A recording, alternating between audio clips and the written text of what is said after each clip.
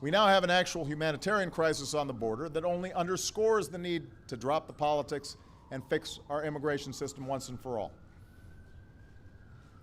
In recent weeks, we've seen a surge of unaccompanied children arrive at the border, brought here and to other countries by smugglers and traffickers. The journey is unbelievably dangerous for these kids.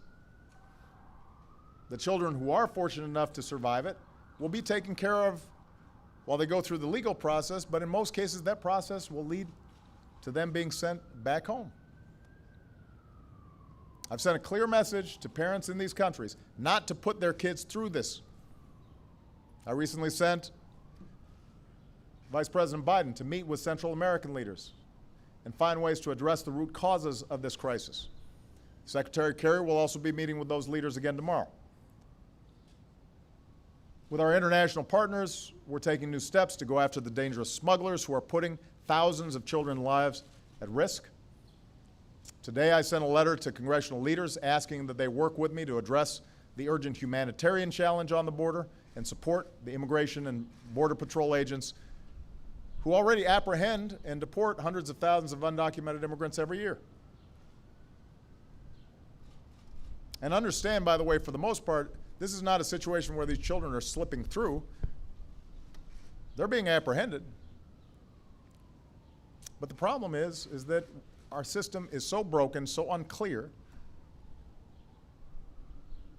that folks don't know what the rules are.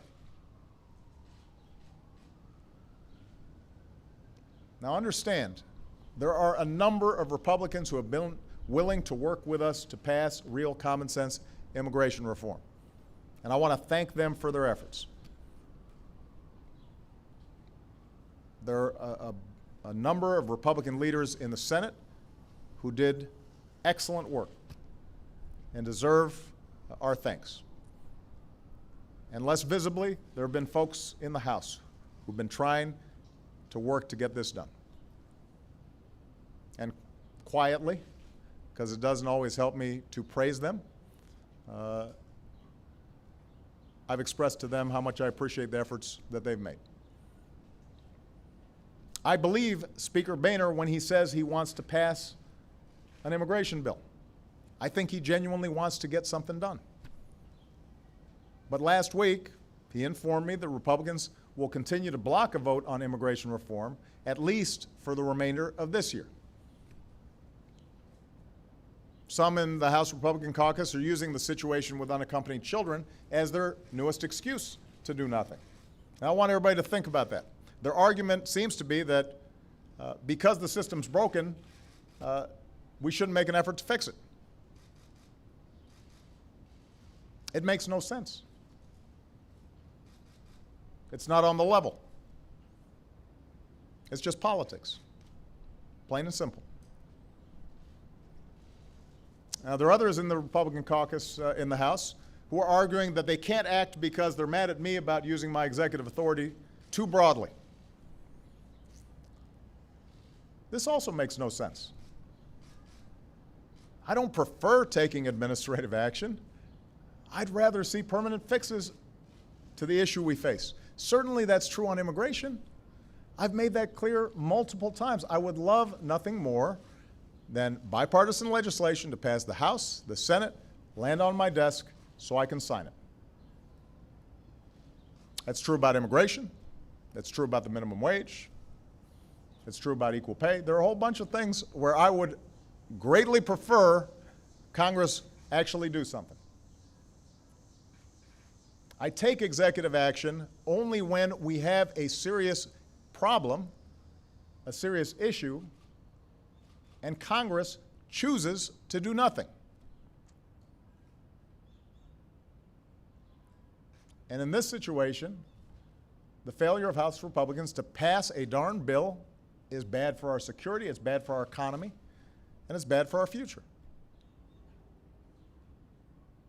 So, while I will continue to push House Republicans to drop the excuses and act, and I hope their constituents will too, America cannot wait forever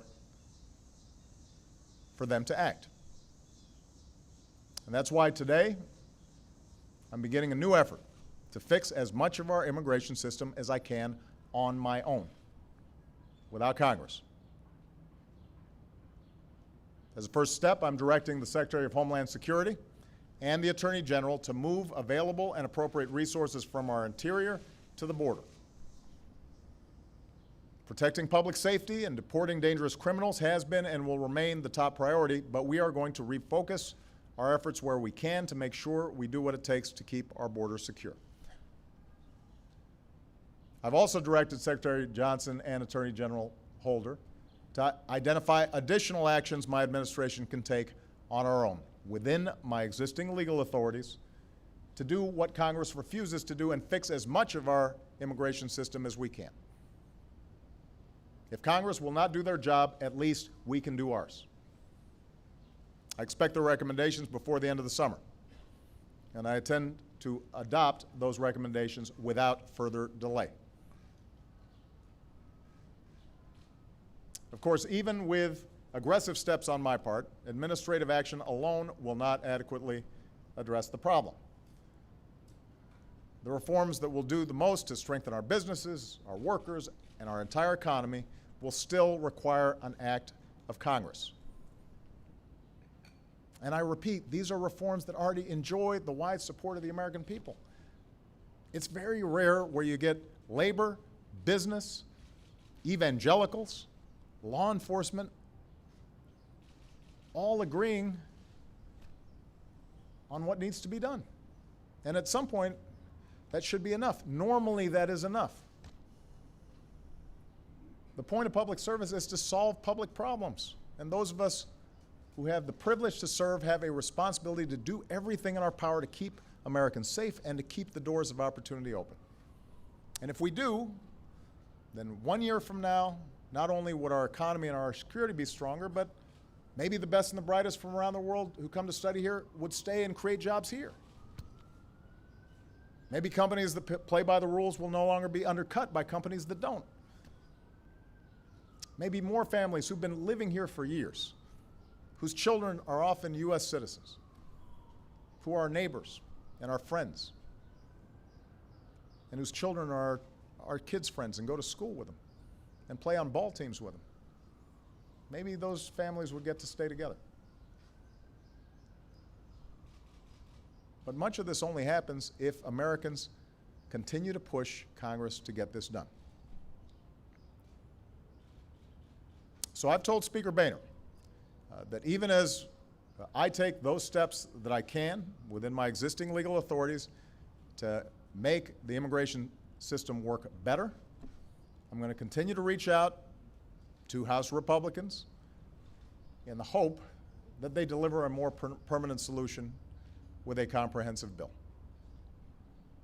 Maybe it will be after the midterms, when they're less worried about politics. Maybe it will be next year. Whenever it is, they will find me a willing partner. I've been consistent in saying that I am prepared to work with them even on a bill that I don't consider perfect. And the Senate bill was a good example of the capacity to compromise and get this done. The only thing I can't do is stand by and do nothing while waiting for them to get their act together. And I want to repeat what I said earlier. If House Republicans are really concerned about me taking too many executive actions, the best solution to that is passing bills. Pass a bill. Solve a problem. Don't just say no on something that everybody agrees needs to be done. Because if we pass a bill, that will supplant whatever I've done administratively. We'll have a structure there that works, and it will be permanent. And people can make plans, and businesses can make plans based on the law. And there'll be clarity, both here inside this country and outside it. Let me just close by saying Friday is the 4th of July. It's the day we celebrate our independence and all the things that make this country so great. And each year, Michelle and I host a few hundred service members and wounded warriors and their families right here on the lawn for a barbecue and fireworks on the mall. And some of the service members coming this year are unique because they signed up to serve, to sacrifice, potentially to give their lives for the security of this country, even though they weren't yet Americans. That's how much they love this country. They were prepared to fight and die for an America they did not yet fully belong to. I think they've earned their stripes in more ways than one. And that's why on Friday morning we're going to naturalize them in a ceremony right here at the White House. This Independence Day will be their first day as American citizens. One of the things we celebrate on Friday, one of the things that makes this country great is that we are a nation of immigrants. Our people come from every corner of the globe. That's what makes us special. That's what makes us unique. And throughout our history, we've come here in wave after wave from everywhere, understanding that there was something about this place where the whole was greater than the sum of its parts, that all the different cultures and ideas and energy would come together and create something new. We won this country's freedom together. We built this country together. We defended this country together. It makes us special. It makes us strong. It makes us Americans. It's worth celebrating. And that's what I want, not just House Republicans, but all of us as Americans to remember. Thanks very much.